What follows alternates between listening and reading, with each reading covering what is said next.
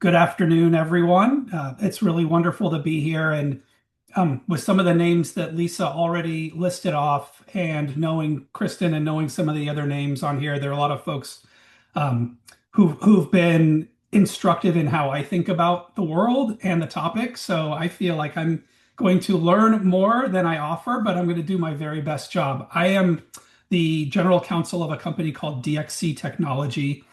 At the end of March, it'll be my second year here and my third tour of duty as a public company GC. But this is a very different animal than my last tours of duty. It is very much a turnaround situation, one that a new CEO came on board just before me and built out a new team, and we're trying to execute a very significant restructuring and turnaround.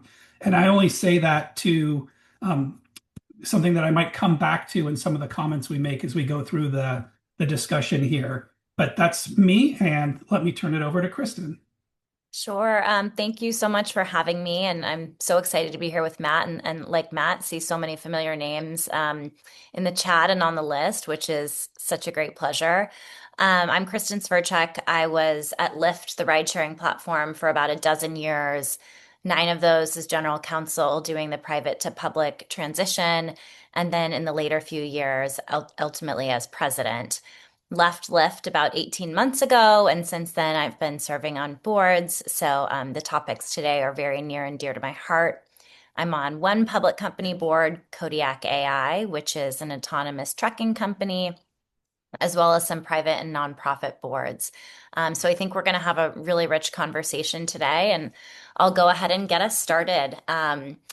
So today we'll have a conversation that reflects a shift that many general counsels are experiencing. While we've had a slowdown on federal rulemaking, legal risk has not receded.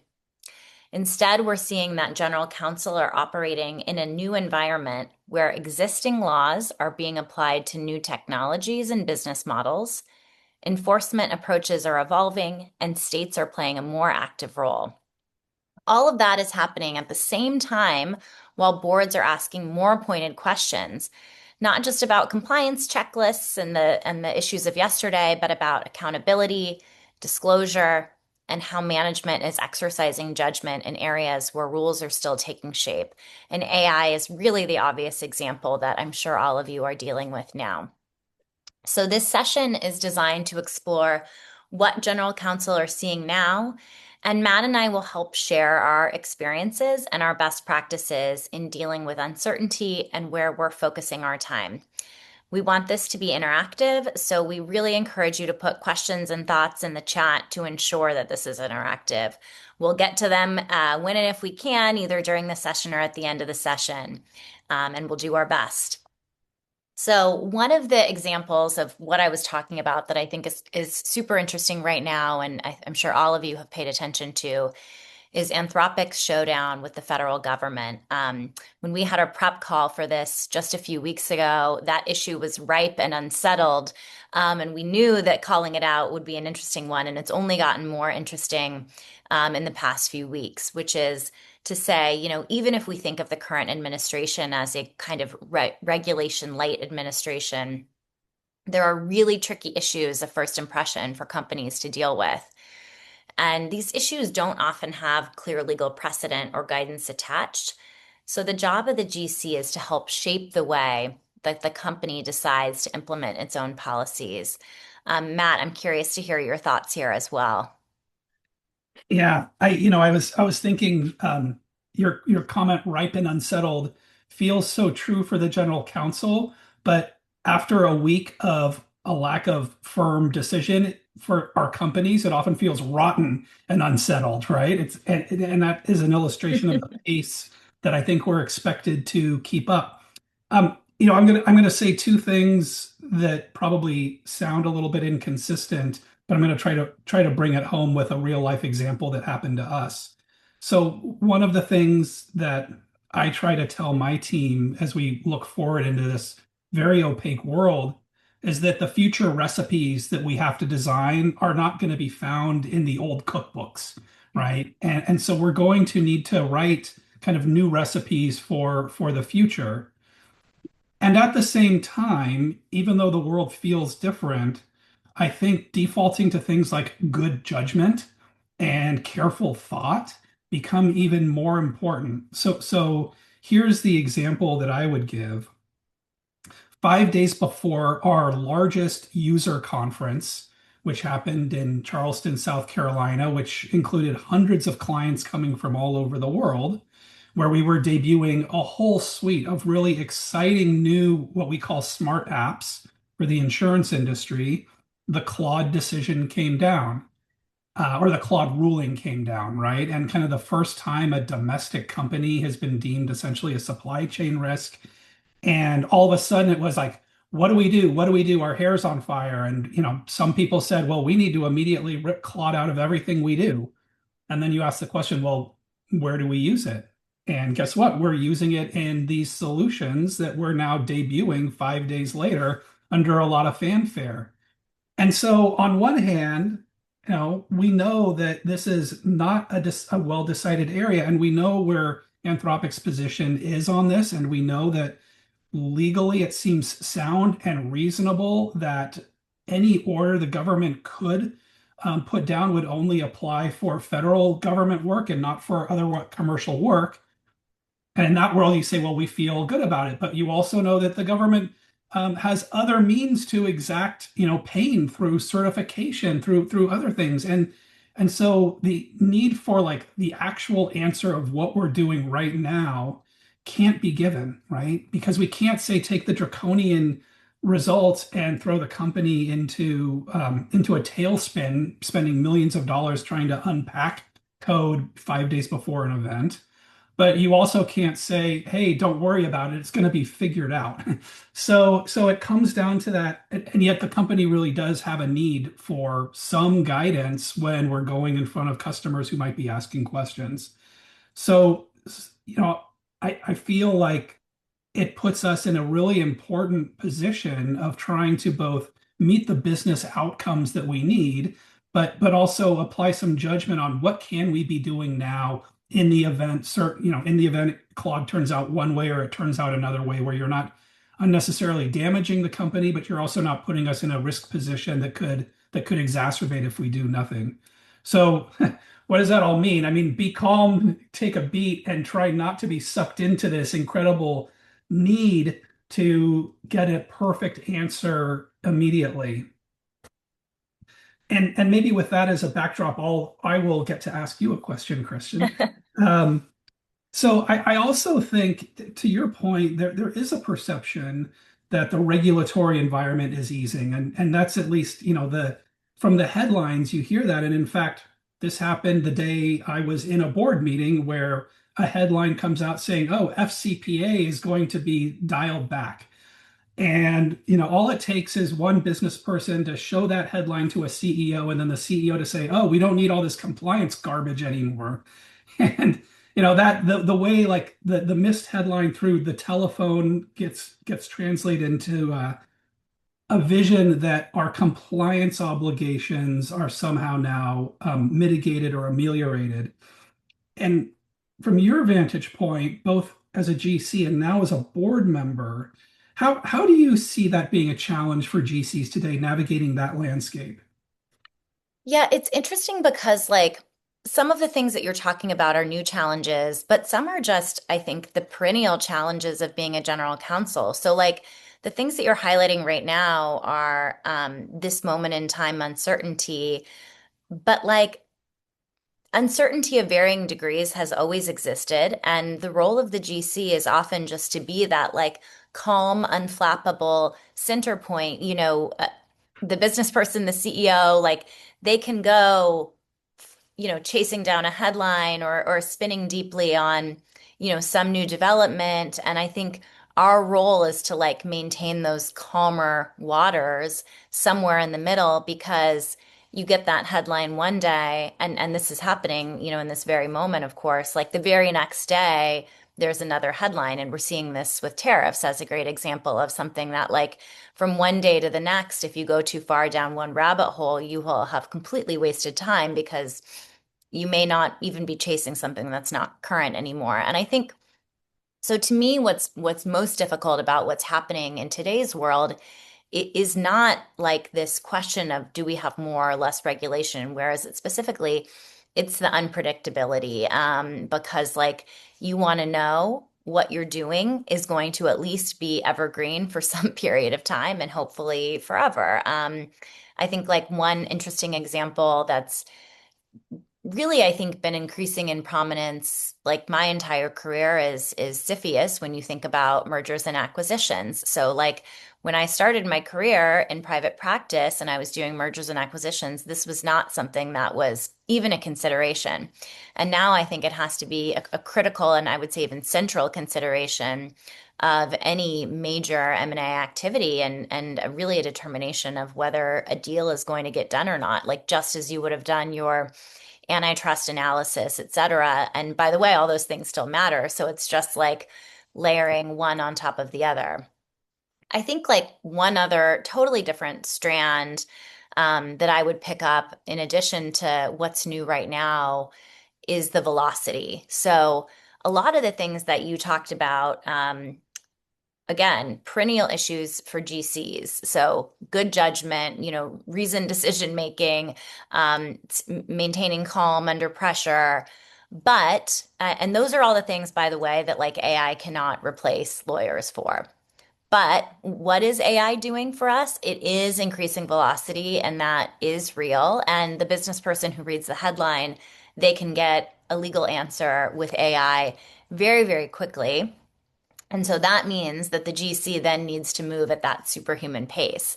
So, I'm curious to hear from you, from the sitting GC side of things. How are you helping your organization with these sort of quick fire and consistent risk decisions? What are you actioning immediately versus what are you defaulting to a wait and see for now? And how do you manage all of that with stakeholders and reactionary headlines, et cetera? Yeah, I will answer that question. But I'm gonna vamp for a second because you mentioned superhuman pace, and I agree it is a superhuman pace. I don't think I could even do my job anymore without having AI as a tool that can speed me up across a lot of domains. Even doing research that I want to double check and setting it off to the machine and coming back 3 hours later when it's done. I mean, it's fantastic. But the thing that really keyed me was a colleague said, yes, everything feels faster and it's never going to be this slow ever again. And so I think we all, as GCs, we need to be thoughtful about the idea that there won't be an abatement. There will probably be an acceleration. And so my objective is always to make everyone feel like I am taking action now, as opposed to deliberately not. But to your point about what do you do? How do you separate the what do you do now versus the where do you wait? I think about it a little bit through the prism of the kind of signal to noise ratio and how things that I would deem signal are things I want to be acting on now, and things that I deem noise, which could be very important noise, but things that I deem noise, I can take the wait and see approach, or what I like to say is the wildebeest approach, which is, let the herd develop and stay with the herd. And then the way I try to pick what is on what side of the ledger will be things like, does this issue drive our business now? Or if we don't respond to that now, is there a risk that this will hurt our business? And I'll come back and provide an example of that. And on the noise or defer or wildebeest side of things, it's kind of like, do we have any special role in this issue? And you've already mentioned tariffs. Yeah, we have tariffs we'd like to recover, but would it make sense for our company to be the first out of the box to sue the government? It would make absolutely no sense, right? I would prefer to let other companies, figure out what the standard is through litigation, and then we'll follow if there's a reasonable path to follow. I think what's happening with Anthropic is another one where if we get too far over our skis and make business decisions, structural business decisions against an opaque world, that would be problematic, or it could be problematic. But what can we do? We can take people who are, federal contractors and cut them off from Claude right now, right? We can do something, a small discrete thing right now, and wait and see where the chips fall. Because again, we're not the biggest. We're not the 100 biggest. We're probably not the 1,000 biggest companies that this is a germane issue for. So I don't need to be the one who funds the answer. Here's the other example of one where an action now was felt, but by doing that, I think we got to the right place.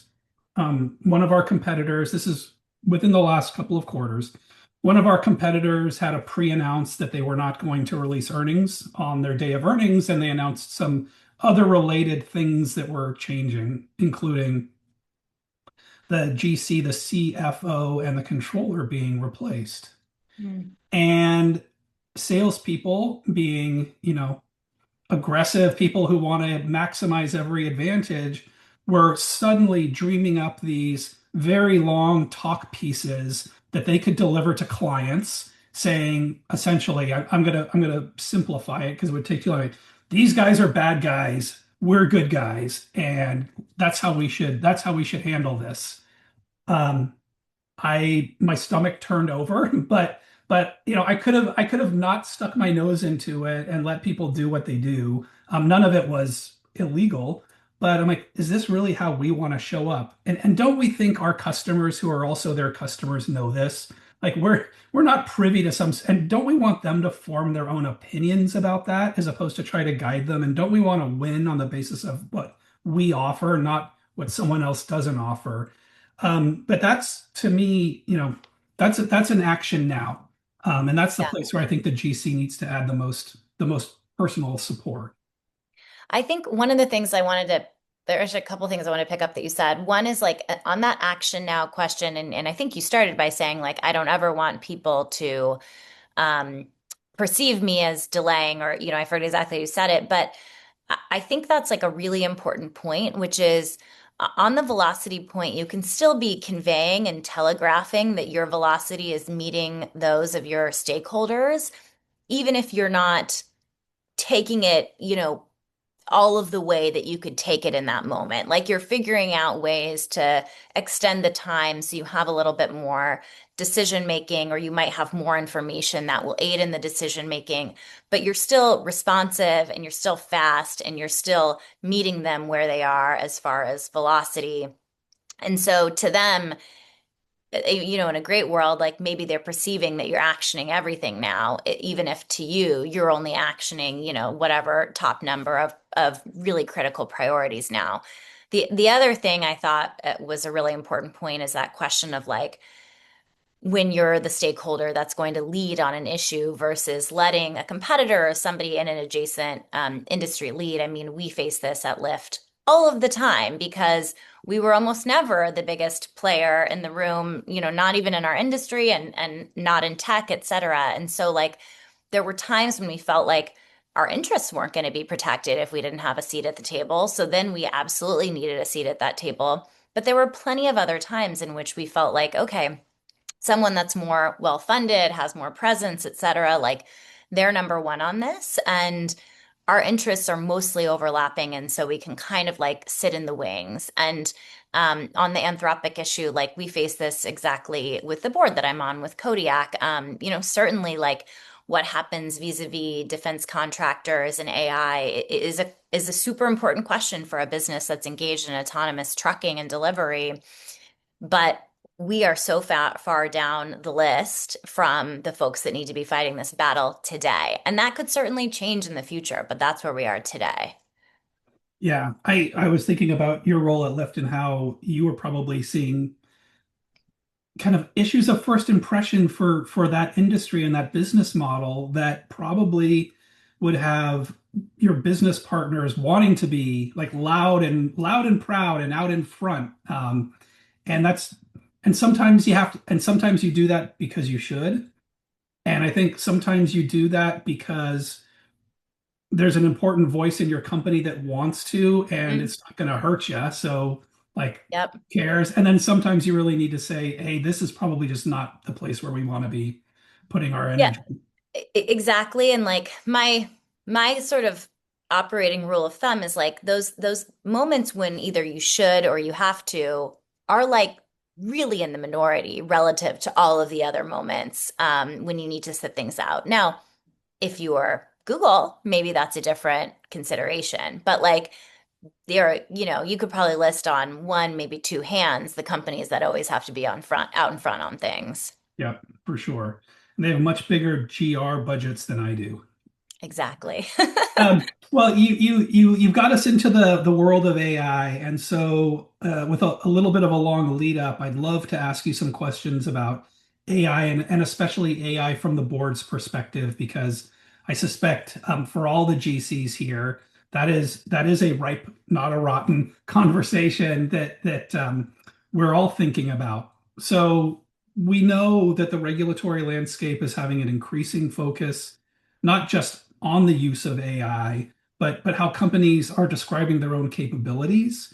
The FTC and state regulators are signaling that misleading statements of AI use or overstated claims, which some people call AI washing, can create liability risk for the company and something that we have to think about.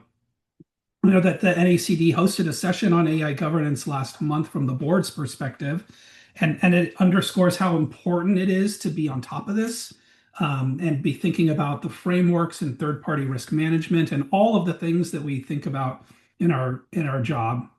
So when I think about responsible AI use and how that looks both from a board but from a legal function, I think about it as a balance, a governance and an enablement balance. And I want to talk a little bit about that as well as we get through some of these questions. And I'm just going to start with some of the questions, Christian, and maybe Kristin, and I'll add some of my thoughts along the way. Um, but starting with just like, where does I had this conversation with another GC earlier today. In a traditional NASDAQ or New York Stock Exchange listed company and the board structure with committees, should AI sit in one place in particular, and how do you think about that? Yeah, and I was going to call out too. We had a question in the chat about like when to engage board and best practices on how, et cetera. And I think we'll cover some of it here, but also Brian, feel free to rebump that question if we didn't cover what you were interested in hearing about. But in terms of like where AI sits, number one, I think boards are actually still grappling with this. I saw some data from ISS that said that explicit committee level AI oversight is still fairly rare at about 1.6% of S&P 500 companies. I bet you run those same numbers in 1 year and like that data changes dramatically. But just so everybody knows, like if you're feeling behind, you're probably not behind. Um, I think typically when oversight is explicitly delegated, you see it folding into a committee that exists, primarily risk or audit. If companies have like a standalone technology committee, you might see it there. And I read this was also confirmed by some EY board research that had been done. But I think the problem with audit is that audit is covering a lot of ground, and you'll see this particularly at companies that have a robust risk profile, which are happen to be the companies that I've been associated with, and so. I think like much easier task for an audit committee that's really just tasked with, financials and earnings, et cetera. But where risk is an 800-pound gorilla in the room, AI is going to feel like potentially just sort of one input to the very, very large enterprise risk framework that you might have. And so like I think the conversation with AI has to arise, excuse me, in the audit committee context because it's going to come up with risk and compliance and cybersecurity. But I also think the questions that boards should be asking themselves are where does AI come up when it's transformative and when it's innovative? And how are you thinking about integrating AI and, for example, into strategic planning, either at the board or management level? How are you thinking about like For example, in the CIO or CISO's suite, how are you thinking about like where they integrate AI such that the company's processes are accelerated? We talked a little bit about that. And so I think that AI has to be a through line through all of the committees. And if you have it under audit and risk, you have to make sure it's not just siloed there. That's you hit on one of the concerns that I have in thinking about it for our company because if anyone ever listens to any of our earnings releases, and I'm not recommending you do, but I think AI is mentioned more than any other term in our last two or three releases because it is fundamental to our transformation and to what we're bringing to our clients. And because of that, I worry that if it just sits in audit, which tends to be the place where people like to throw risk, then you lose out on the board oversight of the enablement, right? And how it affects the business. And I don't know if you've wrestled with that at Kodiak, but I think that's a real thing, and I think the board would be doing itself a disservice by just pushing it aside to audit only.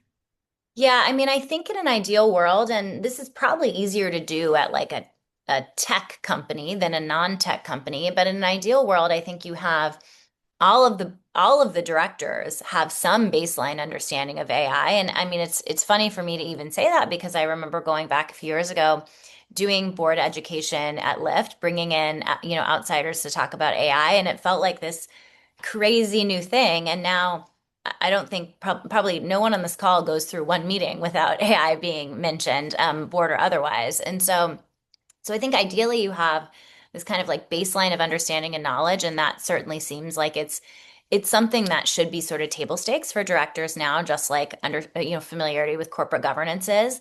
And then of course, as between the directors, you have differing levels of expertise. And so ideally, if you have some sort of technologist on the board, that person maybe has far and away the AI experience. And that person like may or may not sit on audit, but that person should really be weighing in terms of, or prodding and pushing the company in terms of how they think about usage. Yeah, you touched upon this, but I'd love to probe a little deeper, and it's around AI literacy. And I do agree there should be at least some baseline level literacy for directors, but and it leads to the idea of for your board, do you think every one of your directors should get AI education? And would it be AI education from a risk lens, AI education from an enablement lens, or both? I think both, because that's really, if I think just anecdotally about conversations that we've had around AI, um, it's almost both sides of that coin all of the time. And I would think about this as far as like you want all of your directors to have minimal financial literacy. You want all of your directors to have minimal corporate governance understanding. I think you're there now with minimal AI understanding as well. And like I said, I think this is probably easier and maybe to a certain degree like already true in tech because it's been impossible to be a part of, Silicon Valley, whether physically present or virtually present for the past few years without having thought about these issues. But like, I think it might be harder in more traditional, more staid public companies, particularly that have directors who have been around a long time, who may have had less exposure to recent developments in technology. And folks are reading the newspaper, they probably have like some idea of AI, but like I do think like specific enablement and risk understanding, like if I were recruiting for a director, I would want to be certain that that person had that. It doesn't have to be on the job title because we're bringing on different directors for different things, but just as far as like a foundational level, yeah, that feels pretty important to me. And thank you. And coming back to the AI washing question, admittedly, that has not been a topic at our board level. That's not really been a topic that we've um, even been in dialogue about inside the company. I wonder if that's true for you as well.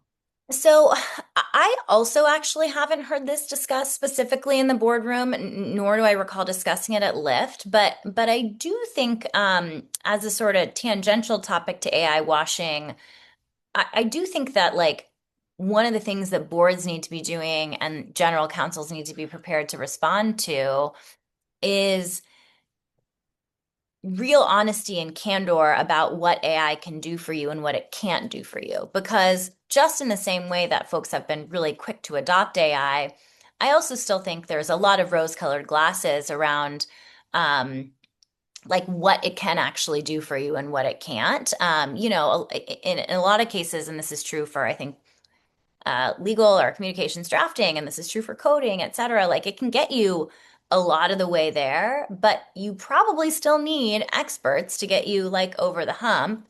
And again, this is like layered on if you're in a company with a lot of risk or regulatory scrutiny or whatever. Like I talked to a fintech leader a week or two ago who said, like, of course, I'm still going to be using my outside fintech experts. Like the compliance challenges and risks are just too great. I can't rely on AI for this. Um, so I also think so I think the conversation needs to be around, pushing companies to get really efficient using AI, but also maintaining the appropriate level of skepticism with respect to the promise of AI. I think that's very well said. And just to share, I'll share a little bit about because this is a target that keeps moving and will keep moving, right? I mean, literally every week there's one model that's better than another model, and so a lot of temptation to move really fast. For our company, we're now on our third iteration of building an appropriate governance model for AI, and we started probably like a lot of companies when at first when it was first emerging. We created a kind of a new team, right? We created a new silo that was our AI council, and that AI council would be responsible for having submissions and vetting every use, and it was a pretty heavy lift. And what we found is it failed for two reasons. One reason is the backlog grew so quickly that things were just sitting in backlog and we couldn't get to them. I mean, literally in 1 month we cleared over 1,000 use cases, but there was a growing backlog. And then the second problem is if there's a growing backlog against a backdrop of a company that doesn't have time to wait around, people will they'll Yeah. circumvent. So we had that was what we had to next address. And we've moved from what I would call a centralized governance structure to an embedded governance structure, where we're actually leveraging the things that we already have in place, such as the work we do when an RFP comes in, and asking about will we respond using AI. When we have, supply chain vendor qualification, we build in our AI governance around that. So we're trying to leverage the systems we already have to put the right kind of governance frame. And the nice thing is it does move a lot faster, but now there's a new challenge, which is historically we're a services company more than a product company. And what that means for people who are still awake is that most of our business is done by responding to solicitations to build customized solutions for our clients that can involve, hundreds of people and hundreds of millions of dollars. So we don't have a thing but we're trying to move to a world where we have what we're calling fast track solutions, productized solutions that are repeatable and scalable and look more like product. Well, our current governance infrastructure doesn't have a way of clearing the AI use in those Mhm. products.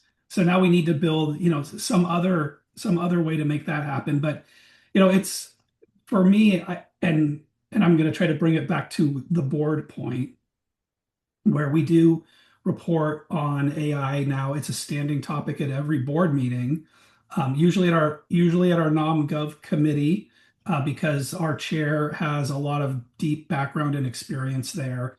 Um, is you know we didn't get it right the first time, but that's okay because we did something. We might not have it perfectly right the second time, but that's okay because it's improving iteratively and will continue to improve iteratively.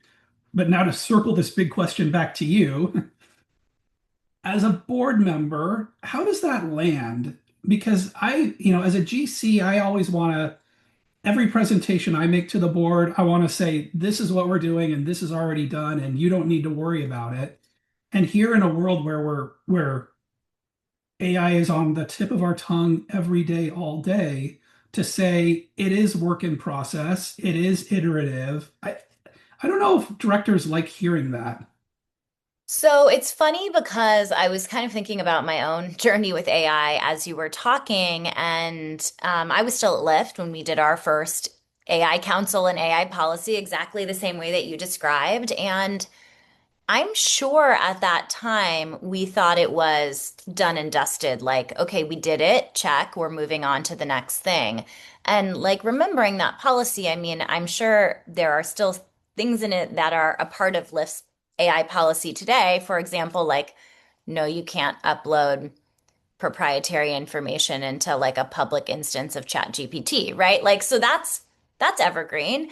But I think there's probably a lot there that didn't make any sense, and I'm sure that policy has been iterated, I don't know, half dozen times in the years since.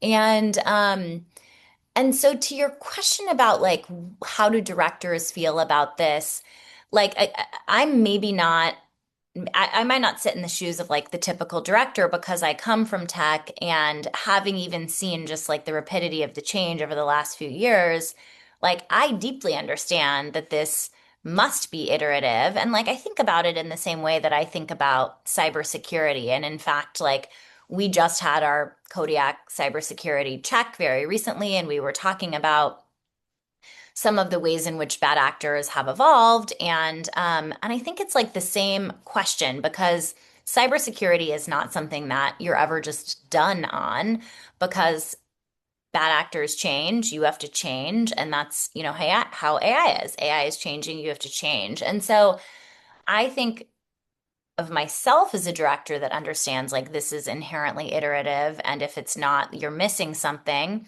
But like I don't know if that's true of everybody. So it maybe it's worth GCs being really explicit about that for boards that are just learning. That makes good sense to me. Okay, should we be moving along? Yes. We got some more, we've got some more fun topics, I think. I hope.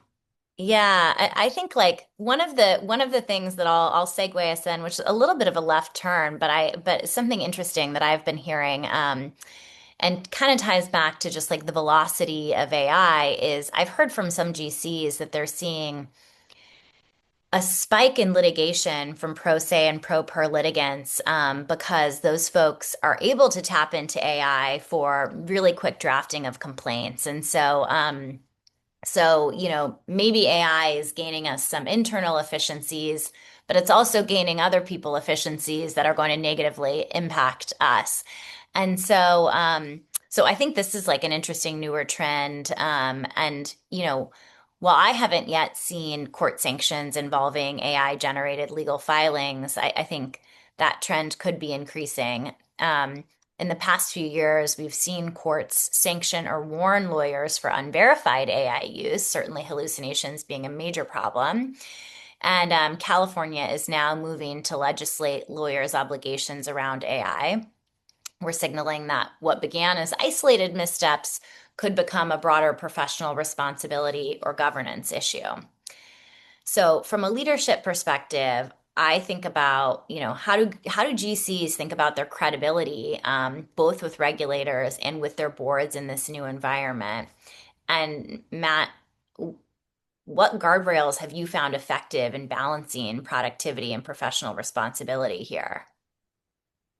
Yeah, well, I think we've all seen some of these headlines, and there's a website that I'll get later, and we can circulate that has a list of all the different lawyers and law firms who have been sanctioned for, citing AI generated cases that don't exist. Hmm. And I sit here as a lawyer who's been practicing well, I can't really say I practice anymore, but as a lawyer who's been in practice, for several decades, I I can't ever remember a time where I would have submitted a brief where I didn't actually read the case. I can't ever remember a time where I would have submitted a brief where I didn't shepherdize the case. Even back in the days where you shepardized with paper and pocket parts and all of that crazy stuff. And so the notion, I don't know, the notion that people seem to put so much confidence and reliance in something the tool tells you kind of blows me, it kind of blows me away.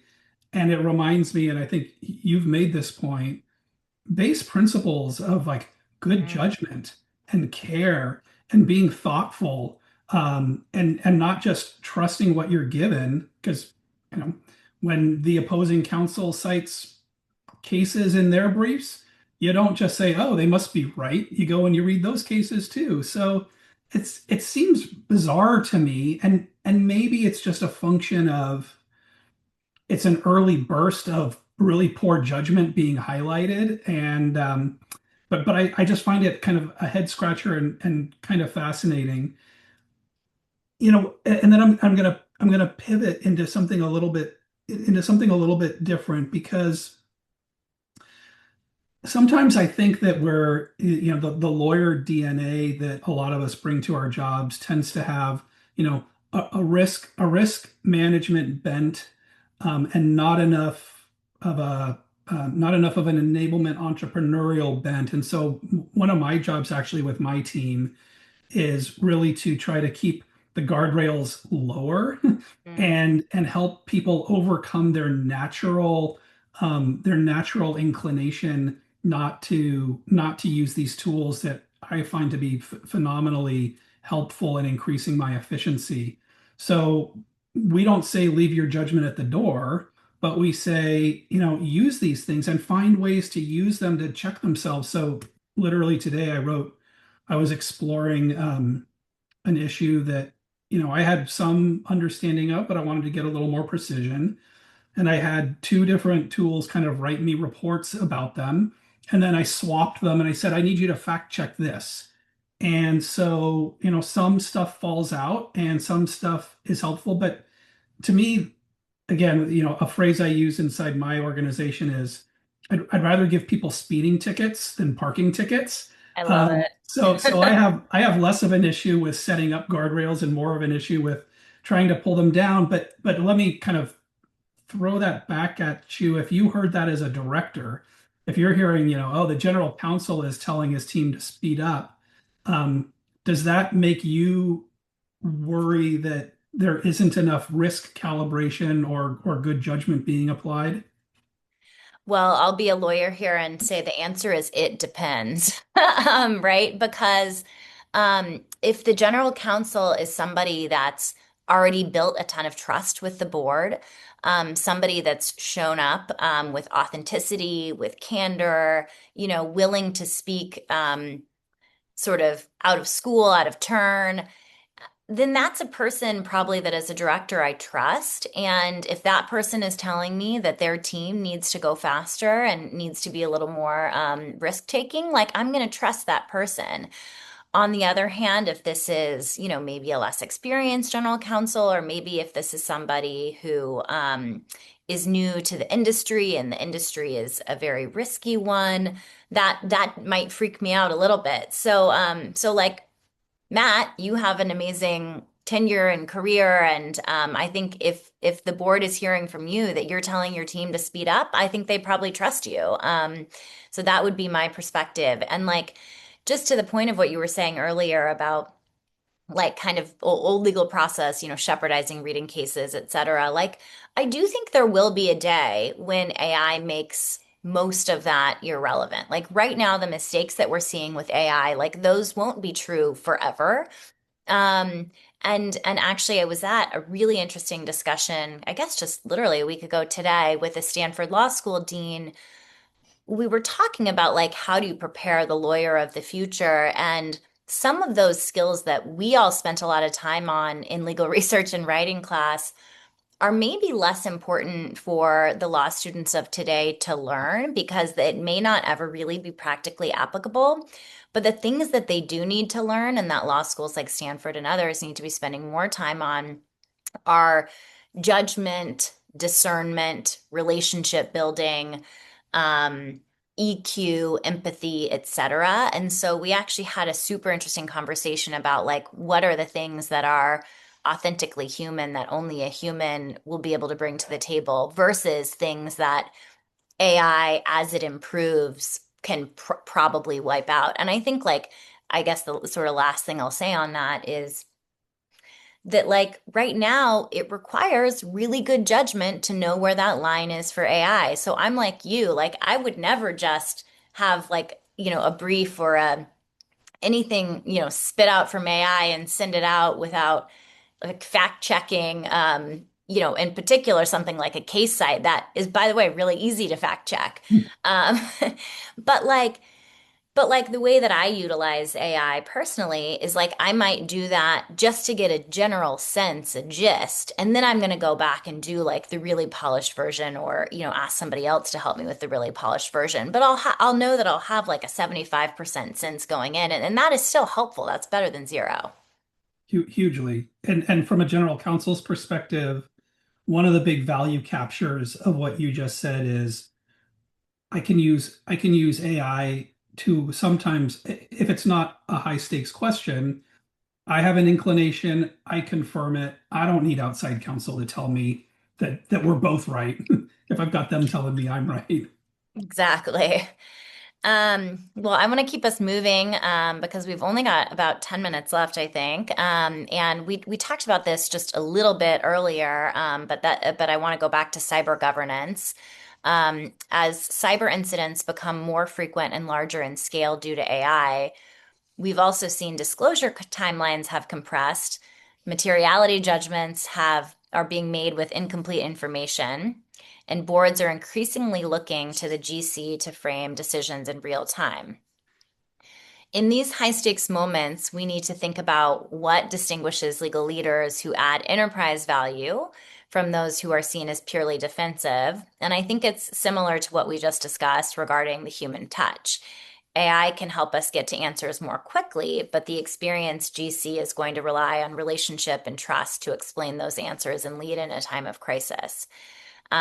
So, Matt, I'm interested to hear from you. As boards increasingly include first-time directors, how does that change the GC's role in moments of crisis or uncertainty? What do boards need less of, and what do they need more of from the GC? Yeah, so I'll confess I've thought about this. I thought about this question of all the ones we've discussed the most because I want to have like a great answer that's kind of pithy and thoughtful and oh yeah. But I keep kind of retreating to something that you've now mentioned a couple of times very helpfully. Um, you know, I don't know if the GC's role is fundamentally different. I do think there can be different expectations of the GC when a director is new, and sometimes those expectations tend to the annoying, right? Like, oh, you're going to help me, I mean, the things that are correctable, but like, hey, can you help me do my expense report? Or hey, can you, help me schedule this? And then sometimes it'll be the opposite where a new director doesn't know, hey, I could call the GC up on this is a thorny thing. I don't know what to do. Maybe I can call my GC, call the company GC and ask. So I think part of it is maybe acclimating new directors to kind of what's inbounds and what's out of bounds. But in every director relationship, the things that I would want a director to say of me, which is not particularly earth-shattering, whether new or long in the tooth, um, Matt is available when I need Matt, right? I know I can get him. Um, Matt is measured when I bring something to him. It's not, he doesn't fly into a fit of rage or an emotional panic or anything like that. And that I'd like all the directors to be able to say, my experience with Matt mirrors your experience with Matt, i.e., he's consistent. And I think, for people who, again, it's kind of some base principles, right? And I think those principles have been there um, forever, that we exercise good judgment, we're thoughtful, we're measured, but we also know what the objective of the role and the company's objective is, which is driving shareholder value. And that's a place where I think, especially at the committee level, sometimes directors can get bogged down and I'm talking across three different public company boards and probably, I don't know, 6 dozen different directors I've worked with. I think it's easy, and I think it's easy for the company to let directors get pulled down too deep into the weeds, too deep into that crossing that threshold of managing versus overseeing. And so, where I think a GC can help, and I have had this conversation at every company I've worked for, is helping make sure that the conversations are at the right level. And if there's a new Yeah. director who really wants to look at, um, you know, offer letters for every new hire, you're like, you don't need to do that, and you don't want to do that, and it'll probably be a problematic later if you do that. So that's kind of my thought. But Yeah. do you have similar or different views? No, I mean, I think like I totally agree with your assessment that from a broad strokes perspective, the skills of the GC are actually like somewhat timeless. And it's like how those skills are executed or implemented are the things that are changing with AI and other new technologies. But like the availability, the trust, the judgment, the discernment, like these are pretty timeless. So I'm interested also to hear as board members, we do have to assess the value of a general counsel. What is differentiating the GC who becomes an indispensable advisor and how that translates into board opportunities later in one's career. I think it's the GC who's really able to act as an independent advisor, an operator, to me, nothing destroys a GC's credibility with the board, like feeling like they're sort of a company man, they're just like a yes man or woman for the CEO. You need to know that the GC can go against the grain when they really need to. So, for you, for GCs who aspire to board service, what behaviors or leadership qualities do you believe matter most, particularly in today's environment of ambiguity? So I'll probably have a different answer after I've joined my first public company board, Kristin. But in the meantime, I agree that the professional independence is really important. But I'll also say it shouldn't. I think there is a line that GCs need to be careful about, and I'll tell a really quick story. But it's professionally independent, but also understanding the purpose of the corporation and what the corporation needs to be successful. Um, I was not the GC at the time. This was a company where the CEO had announced internally to the board that he was going to resign, and it was a very complicated workout. And so you've got the CEO, you've got the chairman of the board, and then my boss at the time, the GC, who inserted himself very deeply into that and inserted himself in a way that the chairman felt he was no longer kind of representing the interest of the company, but representing an outcome that he thought was the right outcome, and got sideways, right? Went 2 steps over the line of probably where he should have been, and got sideways, and it ended up unfortunately. So I think it's the professional independence, but not always. You don't have to be the one who's talking all the time saying what should happen. You should also know your role, right? So I know that we're only at 2 minutes left, and I want you to have the last word, Kristin. But I'll say one last thing in addition to the huge thanks for the people who joined. I really hope this was valuable for you. Um, I'm thinking about one question that GCs should be asking the board at their next meeting, and this might align with how you think about it too. I'll ask you what's the one question directors should be asking from their GCs. I think I keep it simple. So when I meet with directors, I say, what are you getting? Are you getting too much of something? Are you not getting enough of something? Right? And how can I help deliver those two things? Because directors come together so infrequently, and we usually throw so much material at them, 4 times a year, that it's really important that from my standpoint, those are rich, valuable meetings. And so I'm like, what are you not getting that you need more of? What are you getting too much of that I can help? And from a director standpoint, what would you say? Directors should be asking GCs, how can I help? And the other one is like, what is your competitor doing? And this is always a question that I have, not just for the GC, but all of management. 100%. And thank you so much, because what is your competitor doing is the one I get asked the most and that I probably ask the most. So know the comps. Well, we Awesome. are we are right on time and really appreciate everyone joining, and Lisa and the NACD team. Thank you so much for having both of us. This was fun for me. I hope it was fun for everyone else.